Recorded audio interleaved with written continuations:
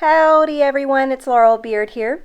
I'm bringing some spring to the YouTube channel today. I've got this sunflower card. I'm making the one over there to the right today.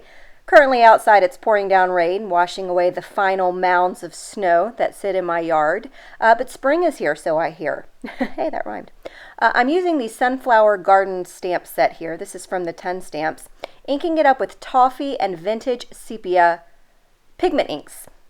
Because I'm going to heat emboss them. I wanted a little two-toned action here, so I'm kind of dabbing a little bit of the darker color over the top of the lighter color. And then I did scribble the ink pad over on my craft mat just to remove any of that ink I might have picked up from the stamp. Taking a piece of cardstock here, this is thick cardstock, I think I'm actually using watercolored cardstock. Pressing that down onto my stamp, and then you see you get that little two-tone look. Just a little bit of shading here, done very easily with your inks. I'm going to sprinkle on some clear embossing powder and then heat set this. And then I'm going to move on with the watercoloring. Now the technique in this video I'm going to be doing is actually I'm going to be ironing off all of that embossing powder.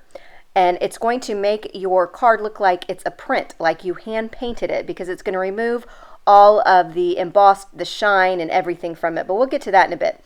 I'm using the Gonzai Tombi watercolors, the new pearl line there up there in the top.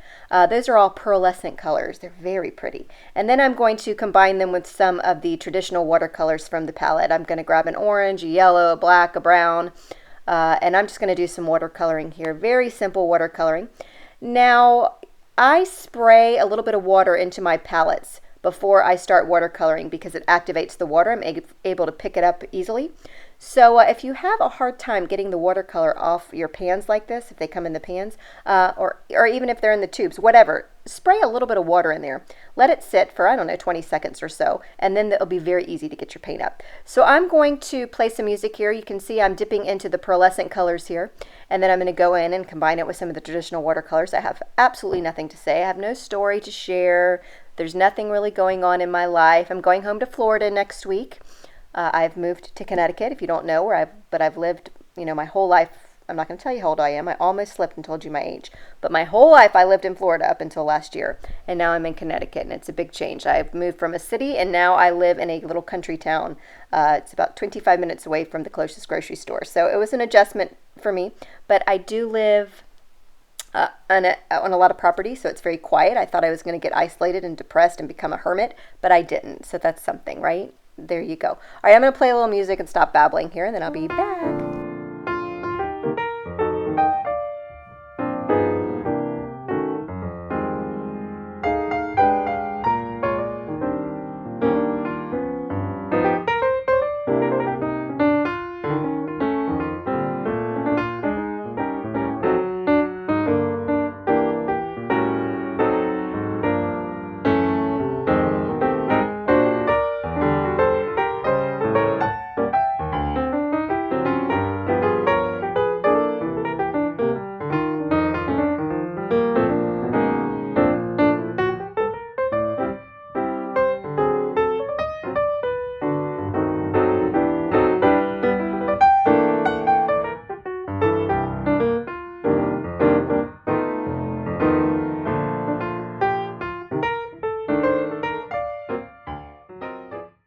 Okie dokie, so I'm back. I've got all the watercolor put down. I'm going to make sure it's good and dry.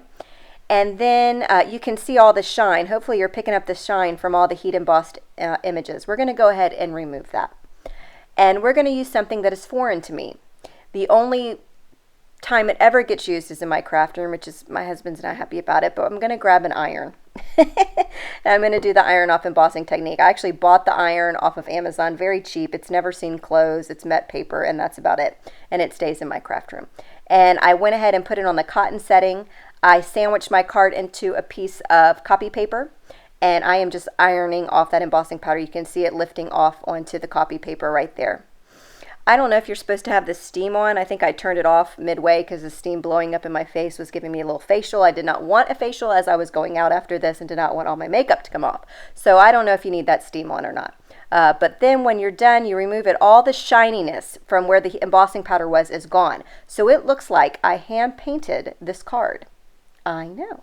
I'm telling you. I'm going to grab the sunflower cluster. This is a little mini set also from the 10 Stamps, and I'm going to stamp a sentiment right there in the center of that little sunflower.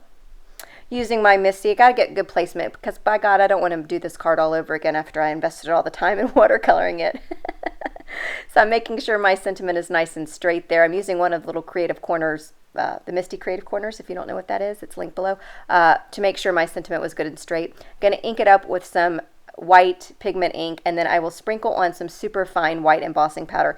I'm making sure to use super fine. It's a very small sentiment, and if I use regular embossing powder, I'm not sure it would have picked up all of the lines of the words. So I tend to use super fine embossing powder anytime I am using stamping sentiments or embossing sentiments. I'm going to flick on some white paint here. Any kind of white paint you have will work. I'm just adding a little flick here and there with my paintbrush. Watering it down just a little bit too. There's a water cup off to the right there. And then I'm going to adhere this card down to a craft card panel here. This is Nina Desert Storm cardstock. Very, very pretty brown. And I'll just adhere that right way. I'm so glad I put it on the right way. I do my stamps upside down a lot. I don't know if you guys do, but I do. So I'm like, fist bump that I put it on the right way. All right, I'm going to round the corners, and that's my card. And over to the left is a card I made for a blog post, and then decided to turn it into a video and share that iron-off embossing technique with you all.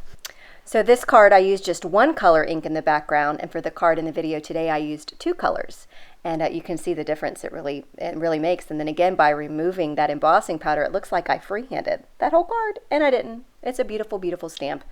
My secret's out. Thanks so much for joining me today, and I'll see you next time.